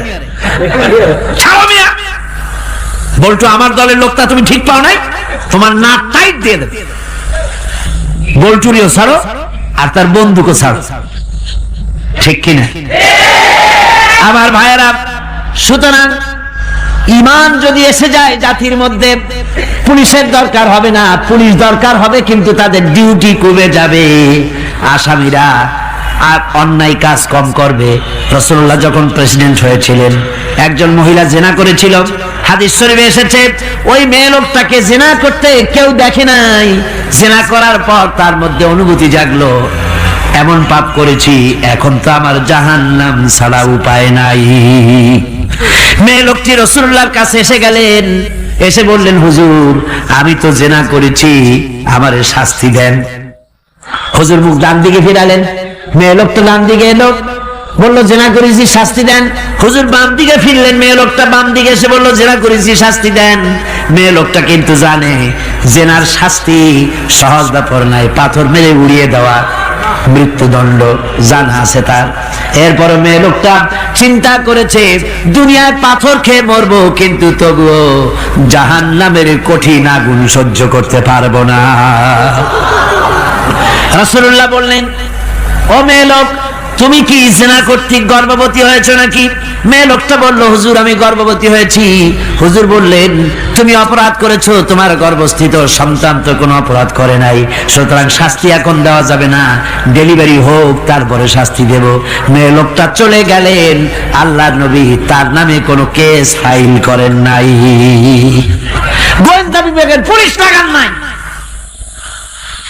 ডেলিভারির পর এই মেয়ে লোক আবার এসে হাজির, পুলিশ দিয়ে আনা লাগে নাই, আবার এসে হাজির, হুজুর আমি সেই হতভাগিনী, বলছিলেন ডেলিভারির পর বিচার করবেন, এই যে বাচ্চা হয়েছে, এই বাচ্চার দায়িত্ব কাউকে দেন, আর আমারে তাড়াতাড়ি শাস্তি দেন, আমি যদি মরে যাই আমি জাহান্নামে চলতে পারবো না। হুজুর বললেন, অপরাধ তুমি করেছো, এই বাচ্চার অধিকার আছে তোমার বুকের দুধ খাবে, আমি সেই অধিকার বাচ্চাকে নষ্ট করতে পারি না, বাচ্চা দুধ ছাড়ুক তারপরে এসো। 2 বছর যেতে না যেতে ওই মেয়ে লোকটি বাচ্চারে করে করে নিয়ে এসেছে, পুলিশ লাগে নাই, গোয়েন্দা বিভাগের কাউকে পাঠানো লাগে নাই, মেয়ে লোকটি বাচ্চা কোলে করে নিয়ে এসে হাজির, হুজুর আমারে চিনছেন নাকি? আমি তো সেই হতভাগিনী, জিনা করছিলাম, বিচার চাইছিলাম, ডেলিভারি পরে হবে বলছিলেন, দুধ ছেড়ে দিলে পরে হবে বলেছিলেন, আমার ছেলে এখন দুধ ছেড়ে দিয়েছে, আমি তারে রুটি খাওয়া শিখাইছি, দুধ ছাড়া এখন সে বাঁচবে, আমি তার হাতে রুটি দিয়ে আনছি, দেখেন ও রুটি খেতে পারে, আর দেরি করবেন না, আমার বিচার করে দেন। রাসূলুল্লাহ ছেলেটার দায়িত্ব কাউকে দিয়ে দিলেন, আর বললেন এই মহিলাটিকে নিয়ে যাও, বুক পর্যন্ত মাটির মধ্যে গেড়ে দিয়ে তারপরে রজম করো। মেয়ে লোকটিকে বুক পর্যন্ত গেড়ে দেওয়া হলো, চতুর্দিক থেকে পাথর মারা হচ্ছিল, পাথরে লেগে শরীরে রক্ত ছিটে এক সাহাবীর গায়ে লাগলো, সাহাবী তারে গালি দিয়েছিলেন, হুজুর শুনে বললেন, সাহাবী গালি দিও না, এই মেয়ে লোকের তওবা আল্লাহর কাছে এত কবুল হয়ে গেছে, যদি এই তওবাকে ভাগ করে দেওয়া হয় গোটা মদিনাবাসীর নাজাতের জন্য তা যথেষ্ট হয়ে যাবে। সুবহানাল্লাহ, পুলিশ লাগে নাই, এমন সমাজ কায়েম হয়, ঈমান বিল্লাহ, আল্লাহর প্রতি ঈমান যদি এসে যায়, জাতির যদি রক্তে রন্ধ্রে রগে রেশায় যদি ঈমান এসে যায়, তাহলে পুলিশ বিডিআর আর্মি আরামে ঘুমাবে, তাদের জন্য পরিশ্রম হবে না, কষ্ট হবে না, অপরাধ প্রবণতা কমে যাবে, মানুষের অশান্তি কমে যাবে, শান্তির বন্যা প্রবাহিত হয়ে যাবে। সুবহানাল্লাহি ওয়া বিহামদিহি। এই জন্য রাসূলুল্লাহ বলেছিলেন, খায়রুল কুরুনি কারনি, সর্বশ্রেষ্ঠ যুগ কার যুগ? জোরে বলেন না, সর্বশ্রেষ্ঠ যুগ কার যুগ? রাসূলুল্লাহর যুগ। জোরে কান, কার যুগ? রাসূলুল্লাহর যুগ। এই জন্য আমি আপনাদের খেদমতে আরজ করতে চাই, ইসলাম এ ধরনের সীমারেখা ঠিক করে দিয়েছে, তিলকা হুদুদুল্লাহ ফালা তাতাদুহা, এ হলো আল্লাহর সীমারেখা, এই সীমারেখাকে ভঙ্গ করো না, লঙ্ঘন করো না, আল্লাহর উপরে ঈমান পরিপূর্ণরূপে আনো এবং এই ঈমানের উপরে ভিত্তি করে নিজেদের জীবনকে পরিচালিত করো। এই ঈমান যদি জাতির ভিতরে এসে যায়, তাহলে বৈষয়িক জীবনে, দুনিয়ার জীবনে সত্যিকারের যদি শান্তি পেতে চাই আল্লাহর উপরে ঈমান আনতে হবে। ইহকাল পরকালে যদি নাজাত পেতে চাই আল্লাহর উপরে ঈমান আনতে হবে। আর আমরা আমাদের চিন্তা ভাবনায়, ওঠায় বসায়, চলায় ফেরায় সর্বত্র আল্লাহর উপরে পরিপূর্ণ মাত্রায় ঈমানটা যদি এসে যায় তাহলেই শান্তি, তাহলেই মুক্তি। গোটা সমাজ শান্তি পাবে, আমরা দুনিয়ায় আরাম পাবো, কিয়ামতে জাহান্নাম থেকে মুক্তি পাবো। জোরে কোন আমিন। প্রিয় ভাই সব, হেদায়েত একটা ভিন্ন জিনিস। মুসলমানের ঘরে জন্মগ্রহণ করলেই মুসলমান হয় না, আবার কাফেরের ঘরে জন্মগ্রহণ করলেই কাফেরই থাকবে, তাও হয় না। দেখেন না, হযরতে ইব্রাহিম আলাইহিস সালামের পিতা ছিল মুশরিক, কাফের। কাফের মুশরিকের ঘরে, মূর্তি পূজারীর ঘরে আল্লাহ পাঠালেন ইব্রাহিম খলিলুল্লাহ আলাইহিস সালাতু ওয়াস সালামকে। সুবহানাল্লাহ। আবার নূহ আলাইহিস সালাম আল্লাহর পয়গম্বর, তার ছেলে হয়ে গেল কাফের। ঠিক না? এই জন্য হেদায়েত এটি আল্লাহর দান। হেদায়েতটা কার দান?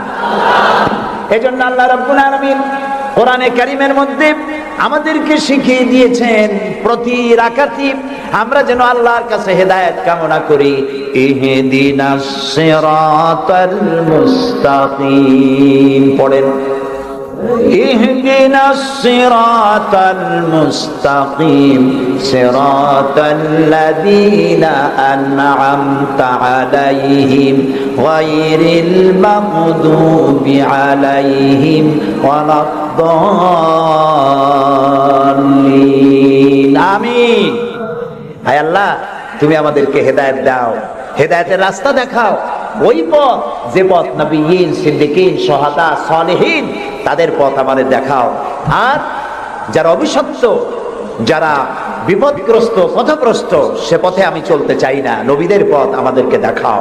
হেদায়েত পাওয়া যত কঠিন, হেদায়েতের উপরে টিকে থাকা ততোধিক কঠিন। সেই জন্য আল্লাহ তাআলা হেদায়েত প্রাপ্তদের জন্য একটা দোয়া শিখিয়ে দিয়েছেন। এই দোয়াটা করো যাতে তোমরা হেদায়েতের উপরে টিকে থাকতে পারো। দোয়াটা কি? রব্বানা লা তুযিগ কুলুবানা বা'দা ইয হাদাইতানা ওয়া হাব লানা মিন লাদুনকা রাহমাতান ইন্নাকা আনতাল ওয়াহ্হাব।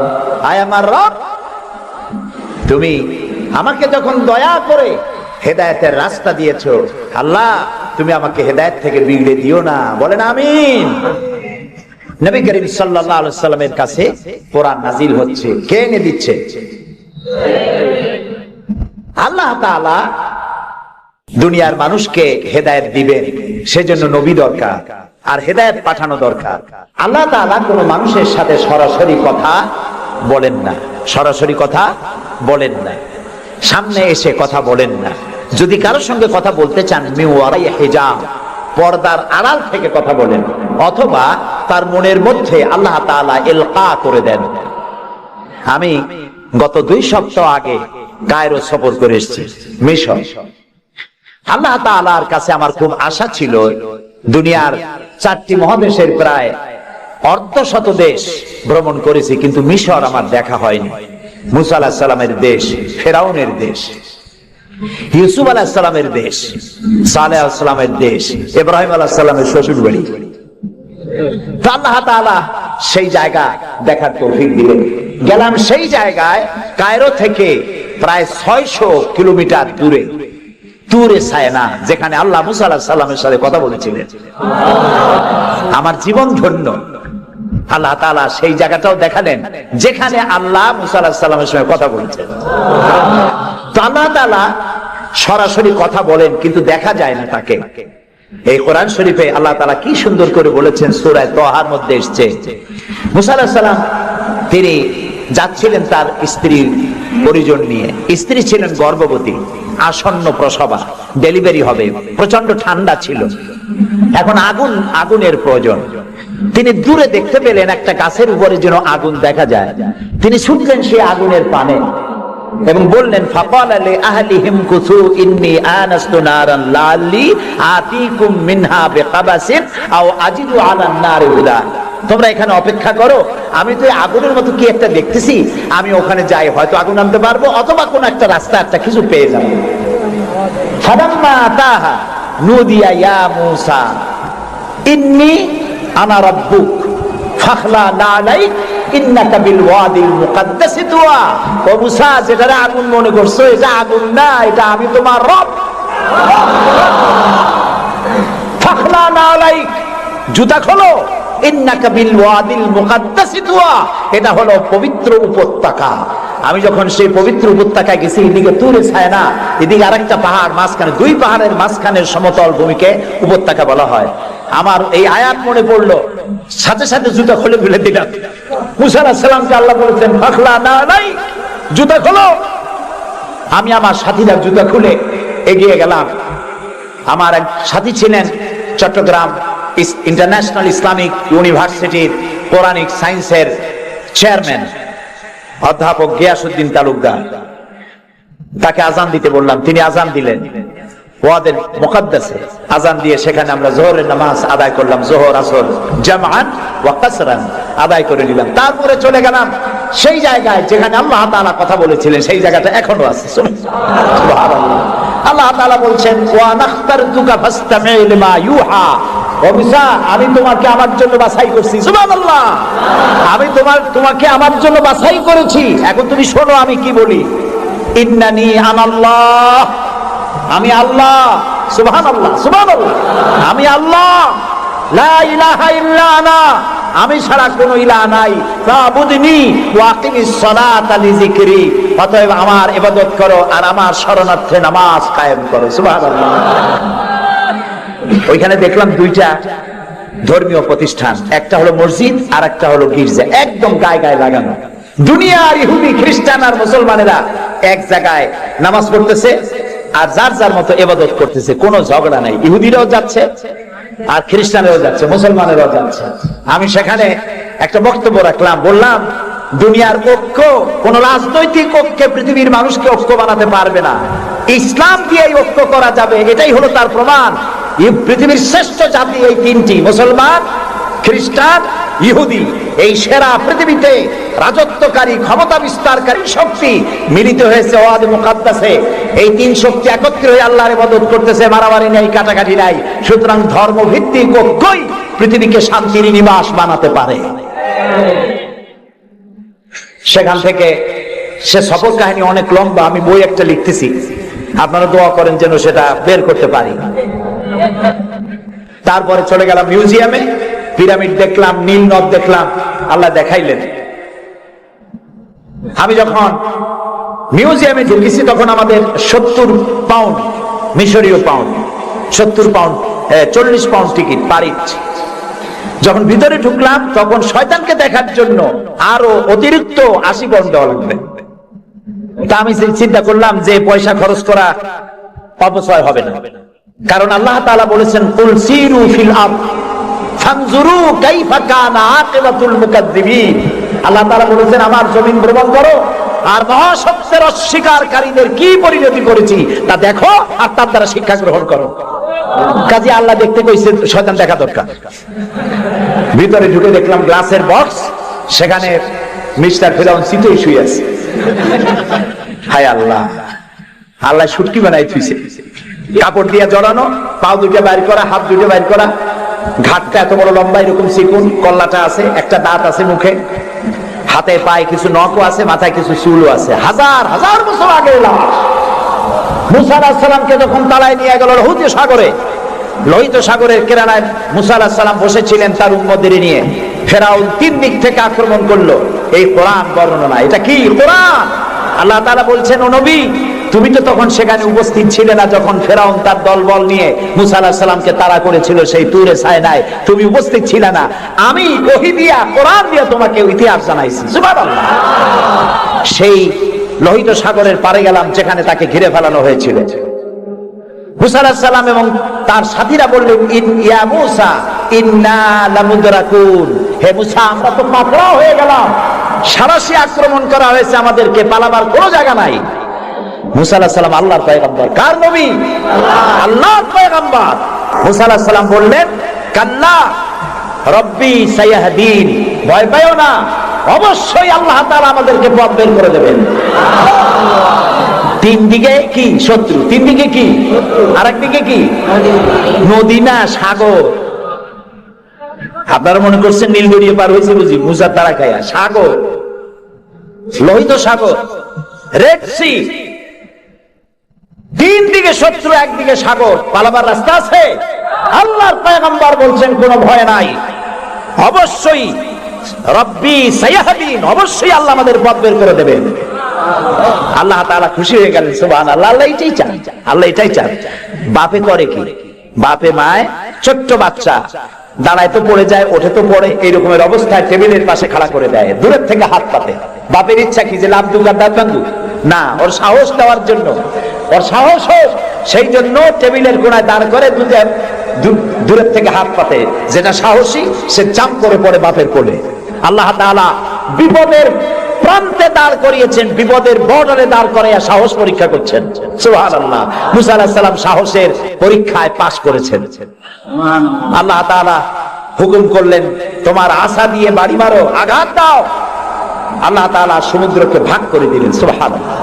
সমুদ্র ভাগ হয়ে গেল। এগুলি গল্প কি? কোরআন।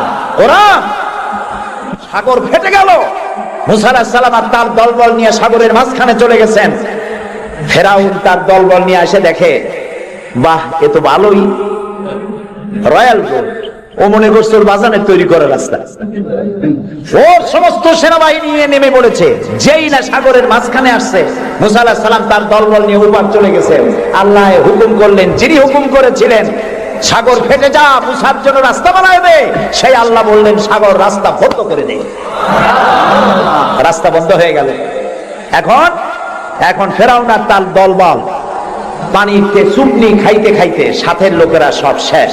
এখন ফেরাউন একা সমুদ্রের ঢেউতে ডুবে আর ওঠে, পানি খেতে খেতে পেটটা পুটকা মাছের মতো মোটা হয়ে গেছে। দেখে যে জান আর থেকে না, নাক দিয়েও পানি পড়ে, কান দিয়েও পানি পড়ে। এখন বলছে আমানতু, না না না, হাফেজ নাই? হ্যাঁ, আমানাত বিহি বানু ইসরাইল, ঈমান আনলাম সেই আল্লাহর উপরে যে আল্লাহর উপরে ঈমান আনছে বনি ইসরাইলেরা, তার উপর ঈমান আনলাম। আল্লাহ তাআলা বললেন আল আন, এখন ওয়াকাদ আসাইতা কাবলু ওয়া কুনতা মিনাল মুফসিদিন। ও বলল আনা মিনাল মুসলিমিন। আল্লাহ আমি তো কলেমা পড়লাম আর তো মুসলমান হইলাম, এখন উসুবাও কে?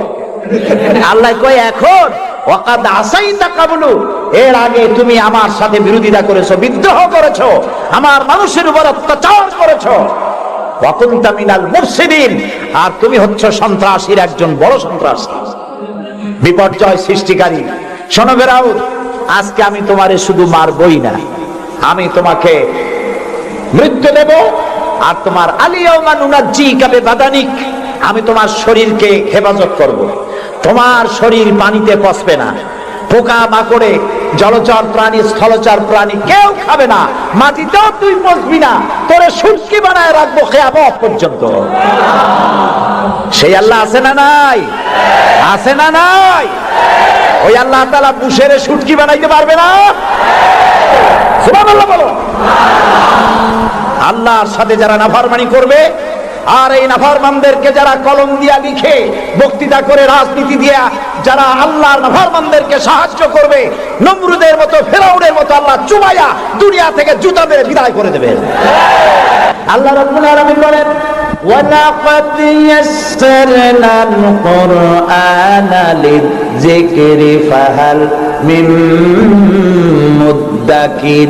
আল্লাহ তাআলা বলেন কোরআনকে মুখস্থ করার জন্য আমি বান্দার কাছে, মানুষের কাছে বোঝার জন্য আর মুখস্থ করার জন্য আমি আল্লাহ সহজ করে দিয়েছি। আল্লাহ যদি সহজ না করতেন এই কোরআন আমরা মুখস্থ করতে পারতাম না। নবী করিম সাল্লাল্লাহু আলাইহি ওয়াসাল্লাম এই কোরআন দিয়ে মদিনায় ইসলামী রাষ্ট্র কায়েম করলেন। সুবহানাল্লাহ বলেন। আমি কোরআন শরীফ তাবিজ লেখার জন্য আসে নাই। যারা তাবিজ লেখেন আমি বিনয়ের সাথে তাদেরকে এই কথাটা বলবো, আপনারা কোরআন দিয়া তাবিজ লিখা ইসলামের কোনো উপকার করেন নাই, ক্ষতি করছেন। আমি একটু ব্যাখ্যা দিয়ে বলি, তাহলে বুঝতে সুবিধা হবে। তাবিজ দিয়া লেখা কি ক্ষতিটা করলেন? ক্ষতি করছেন এই, সাধারণ মুসলমানেরা আপনাদের কাছে, হুজুরদের কাছে মামলা মোকদ্দমার বিষয় জানার জন্য আসে না, সংঘর্ষ বেঁধেছে মীমাংসা হবে কেমন এজন্য আসে না, স্কুল কলেজ মাদ্রাসা অথবা অন্য কিছু তৈরি করবে ইত্যাদির জন্য আপনার কাছে জানতে আসে না। আপনার কাছে আসে ছেলে বিয়ে করছে, বহুত দিন হয়েছে, বাচ্চা হয় না, তারপরে পেট্রোল শোক হয়েছে, মাথায় যন্ত্রণা, গরু হারায় গেছে, খুঁজে পাওয়া যায় না, গরু জেনে ধরছে, মেয়েকে ভূতে ধরছে, এই সব কালো জিরে পড়া, তেল পড়া, পানি পড়া, আর কালো সুতোয় গিরে দেওয়া, এই সব কাজেই আপনার কাছে আসতেছে। কেন? আপনি বুঝাইছেন যে এখানে আসলে তাবিজ দেওয়া যায়, ঝাড়ফুঁক করা যায়, দোয়া বিরোধ করা যায়, সেই জন্য বড় কাজ থইয়া এই কাজে আপনার কাছে আসতেছেন। অথচ বিশ্বাস করুন, রাসূলুল্লাহ কোরআন দিয়ে তাবিজ লেখেন নাই, সাহাবায়ে কেরামও করেন নাই। একজন সাহাবীও তাবিজ লিখেছেন এর দলিল যদি কারো জানা থাকে মেহেরবানি করে আমাকে জানাবেন, আমি আপনার কাছে শিখবো। ঝাড়ফুঁক করেছেন রাসূলুল্লাহ নিজেও, ঝাড়ফুঁক করেছেন সাহাবায়ে কেরাম, কিন্তু তাবিজ লেখেন নাই। তাবিজ লিখে মানুষকে বোঝানো হয়েছে এটা তাবিজের কিতাব, কিন্তু তা নয়, এটা সংবিধান। সুবহানাল্লাহ।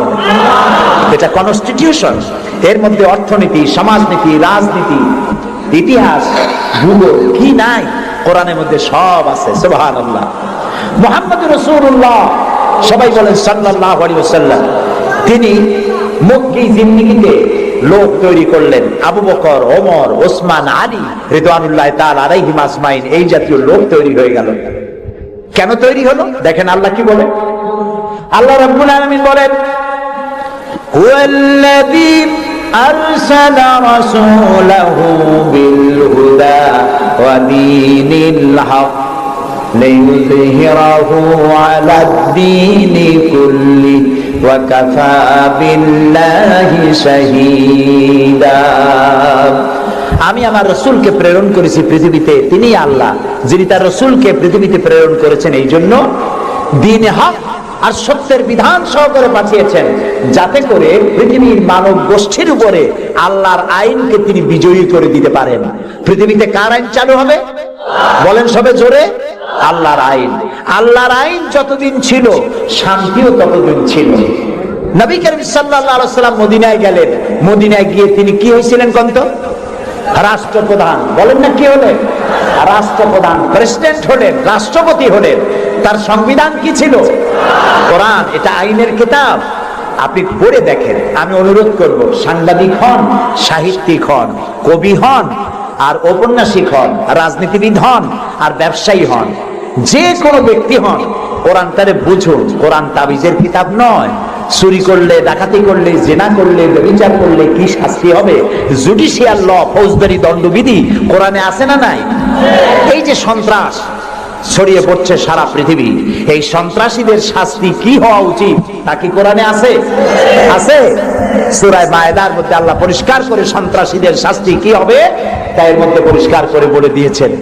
আপনি আমি মরে গেলে পরে আপনার আমার পরিত্যক্ত সম্পত্তি কে কতটুকুন পাবে তা ভাগ করে কোরআনে বলা আছে? বলা আছে। এমন কোন জিনিস নাই যা কোরআনে কারীমের মধ্যে আল্লাহ তাআলা স্পষ্ট করে ঘোষণা করেন নাই। আল্লাহ বলেছেন তিবিয়ানান লিকুল্লি শাই, সব কিছুকে খুলে খুলে আমি কোরআনের মধ্যে বলে দিয়েছি। বলেন সুবহানাল্লাহ। প্রিয় ভাই, সব কোরআন যেই মানবে, আজকে নিশ্চয়ই হিন্দু ভাইরাও আসছে, আছে। আমরা মাহফিলে হিন্দু ভাইদেরকেও স্বাগত জানাই। কেন জানাই জানেন? কোরআন শরীফ শুধু মুসলমানদের জন্য নয়। আল্লাহ কি শুধু মুসলমানদের? বলেন আপনারা, আল্লাহ শুধু মুসলমানদের? আল্লাহ হচ্ছেন রব্বুল আলামিন, সকলের আল্লাহ। তো যিনি সকলের আল্লাহ, তার কোরআন হবে কি শুধু মুসলমানদের? কোরআন শরীফের শুরুতেই এর মাঝে আল্লাহ বলে দিয়েছেন হুদাল লিন্নাস, হুদাল লিন্নাস, হাদা বায়ানুল লিন্নাস। এটা গোটা বিশ্বের সমগ্র মানব মণ্ডলীর জন্য হেদায়েতের গ্রন্থ কোরআন। এই জন্য আমি যখন ইউরোপ আমেরিকায় যখন বক্তৃতা করি, তখন ইউরোপ আমেরিকায় বক্তব্য শোনার জন্য মাল্টি ন্যাশনাল পিপল আমার সামনে থাকে। খ্রিস্টান থাকে, ইহুদি থাকে, মুসলমান থাকে, হিন্দু থাকে। আমি আমার আলোচনায় বলি, আপনাদের মুসলমান হওয়ার দরকার নাই, কারণ আমার যে মুসলমান আছে তাই আমি সামলাইতে পারতেছি না। মুসলমান হওয়ার দরকার নেই, শুধুমাত্র কোরআনের বিধান মানেন, কোরআনের আইনটা যদি মানেন আপনারা শান্তি পাবেন। মুসলমান হওয়ার দরকার নাই, কোরআনের আইন মানেন, শান্তি পাবেন। কয় কিরকম? আমি বলি দেখেন, সুদ, সুদ হালাল না হারাম? এই সুদ দিয়ে মানুষ শোষিত হয় না উপকৃত হয়? শোষিত হয়। কারা শোষিত হয়? গরিবরা। কারা শোষিত হয়? গরিবেরা। দেখেন আল্লাহ যা বানায় শয়তান তার উল্টো একটা বানায়। আল্লাহ বানিয়েছেন জাকাত ভিত্তিক অর্থ ব্যবস্থা। জাকাত হলো ধনীদের কাছ থেকে নাও, গরিবদের দাও। আর সুদ হলো এর উল্টা, গরিবদের কাছ থেকে নাও, ধনীদের দাও। এটা হলো শয়তানের বানানো। এখন ব্যাংকের থেকে সুদ নেয় গরিবেরা, নিয়ে সার কিনলো, বীজ কিনলো, হালের বলদ কিনলো, জমিন চাষ করলো, ফসল বুনলো, কিন্তু অনাবৃষ্টি অতিবৃষ্টির কারণে ফসল হলো না। ব্যাংকের সুদ মাফ হবে? হবে না। সুদ চাপ সৃষ্টি করা হবে দেওয়ার জন্য। যদি না দেয় তাহলে বাকি হালের বলদ বেচা লাগবে, বইয়ের সোনার শেষ চুরি গাছা, ভিটে বাড়ি বিক্রি করে ব্যাংকের সুদ পরিশোধ করতে হবে। ব্যাংকে টাকা রাখছিল কারা? বুঝেন না কেন? কারা রাখছিল? তাদের টাকা আরো বাড়লো, আর গরিবের টাকা যা ছিল তাও শেষ হয়ে গেল। এখন দেখেন আল্লাহ কি বলেন। আল্লাহ রাব্বুল আলামিন বলেন ওয়াহাল্লাল্লাহুল বাইআ ওয়া হাররামার রিবা। আল্লাহ তাআলা বলেন আমি সুদকে হারাম করেছি আর ব্যবসাকে করেছি হালাল। সুদ হারাম। কত বড় হারাম? রাসূলুল্লাহ বলেছেন সুদের মধ্যে ৭০টি গুনাহ, তার ৬০ গুনাহ হলো নিজের গর্ভধারিণী মাকে বিবাহ করা। নাউযুবিল্লাহ। ঘৃণার সাথে বলেন নাউযুবিল্লাহ। এই মারাত্মক গুনাহ, এই সুদ যদি বাংলাদেশে রাষ্ট্রীয়ভাবে বন্ধ করা হয় তাহলে উপকৃত হবে শুধু মুসলমানেরা। হিন্দুরা হবে না, খ্রিস্টান হবে না, বৌদ্ধরা হবে না। এখন এটারে কেমনে বন্ধ করবেন? কোন সুদ কেমনে বন্ধ করবেন? সুদের বিরুদ্ধে আমাদের দেশের পীর সাহেবরা, মাওলানা সাহেবরা ওয়াজ কি কম করছে? পক্ষে করছে না বিপক্ষে করছে? সুদ বন্ধ হয়েছে? আমি বলি কিয়ামত পর্যন্ত যদি এই দেশে পীর সাহেবরা আর মাওলানা সাহেবরা ওয়াজ করতে থাকে সুদের বিরুদ্ধে, সুদ বন্ধ হবে না, হবে না, হবে না। ওয়াজ দিয়া তাফসীর দিয়া সুদ বন্ধ হয় না। ওয়াজ দিয়া তাফসীর দিয়া যদি সুদ বন্ধ হইতো তাহলে মুহাম্মদ সাল্লাল্লাহু আলাইহি ওয়াসাল্লামের চাইতে বড় ওয়াজ আকাশের নিচে জমিনের উপরে আর একজন আছে, তিনি ওয়াজ করে বন্ধ করতে পারতেন। তিনি বন্ধ করছেন কিভাবে? আইন করিয়া। কিভাবে করছেন? যেমন একটা বিষয় আপনাদের বুঝাই। আমাদের দেশে এখন পলিথিন আছে না নিষিদ্ধ হয়েছে? কেমনে নিষিদ্ধ হইল? মাওলানা সাহেবরা ওয়াজ করছে ভাইরা আপনারা পলিথিন ব্যবহার করবেন না, কবিরা গুনাহ হইব। আর যদি কেউ পলিথিন ব্যবহার করেন কিয়ামতে 13 দিন জাহান্নামে থাকবেন। এরকম ওয়াজ করছে কেউ? কেমনে বন্ধ হইল?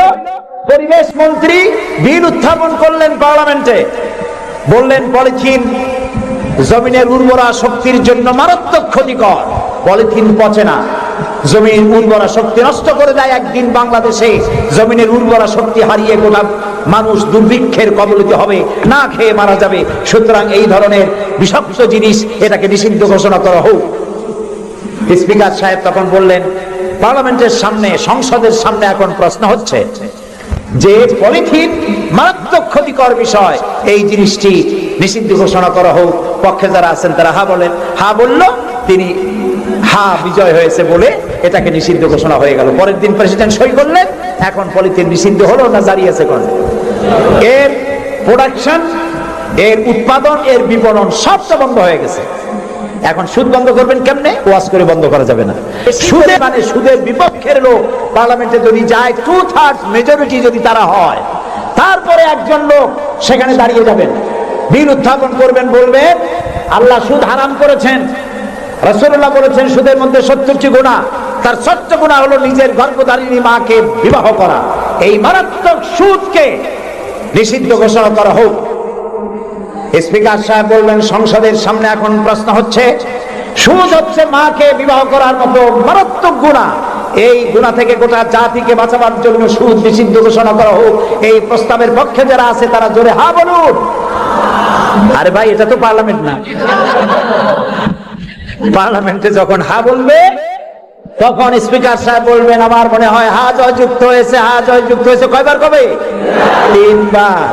পরের দিনে বিল চলে যাবে বঙ্গভবনে, প্রেসিডেন্ট সাহেব চোখ বুজে সই করে দেবে। তারপরের দিন থেকে সোনালী, বৈকালী, রূপালী, ভুবালী, কুষ্টি সুদ্ধা ব্যাংকের সুদ বন্ধ হবে নাকি হবে না বলো?